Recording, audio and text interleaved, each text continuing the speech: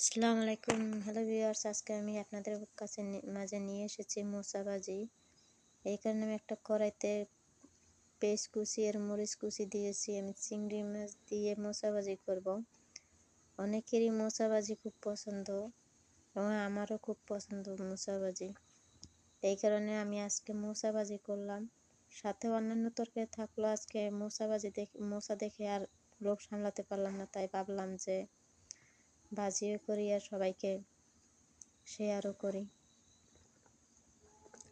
তো আমার পেঁয়াজ আর কাঁচামরিচ ভাজি করা হয়ে গেছে।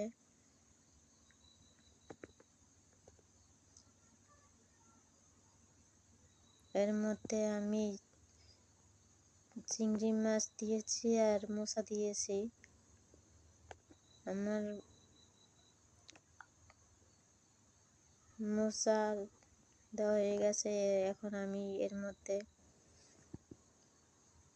1 চা চামচ হলুদের গুঁড়া দিছি, 1 চা চামচ মরিচের গুঁড়া, কাঁচামরিচ দিছি। এরপর মরিচের গুঁড়া দিলে একটু ঝালটা ভালো হয়। আমি আমার মতো করে মরিচের গুঁড়া দিয়ে দিয়েছি। দিয়ে দিছি স্বাদ মতো লবণ।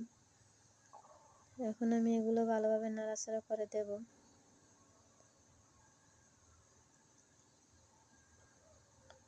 আমার মতো কে কে মোচা ভাজি পছন্দ করেন অবশ্যই কমেন্ট করে জানাবেন এবং আমার ভিডিওটা না টেনে সম্পূর্ণ ভিডিও দেখার অনুরোধ রইল। আমার চ্যানেলে যারা নতুন আছেন দয়া করে আমার চ্যানেলটা সাবস্ক্রাইব করে দেবেন, লাইক কমেন্ট করবেন অবশ্যই। দেখেন আমার মোচা ভাজি ভালোভাবে নাড়াচাড়া করে দিলাম।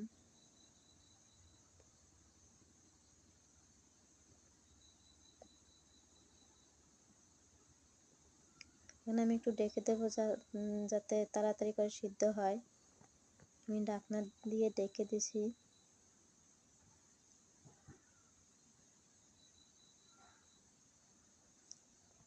দেখেন মোচা ভাজি আমার অনেকটাই সিদ্ধ হয়ে আসছে। কারণ মোচা ভাজি কম বেশি সবাই পছন্দ করে।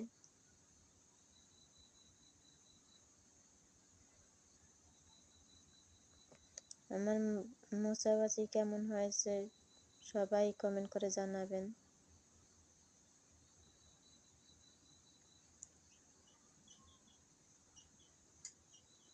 আমার মোচা ভাজি প্রায় হয়ে গেছে। একটু একটু পানি দেখা যায়, পানিটা শুকানোর জন্য আমি নাড়াচাড়া করে দিতেছি।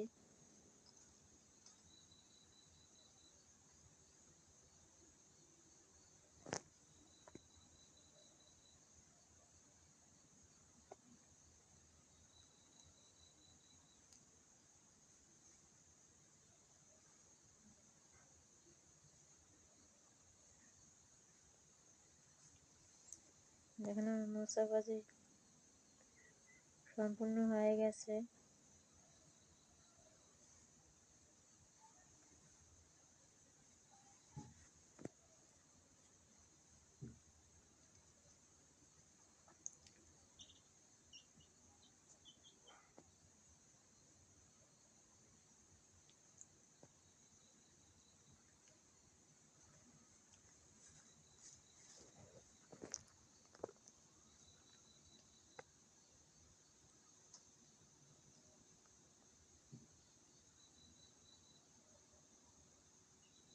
তো কেমন হয়েছে আমার মোচা ভাজি? আপনাদের সবাইকে মোচা ভাজির জন্য দাওয়াত রইল।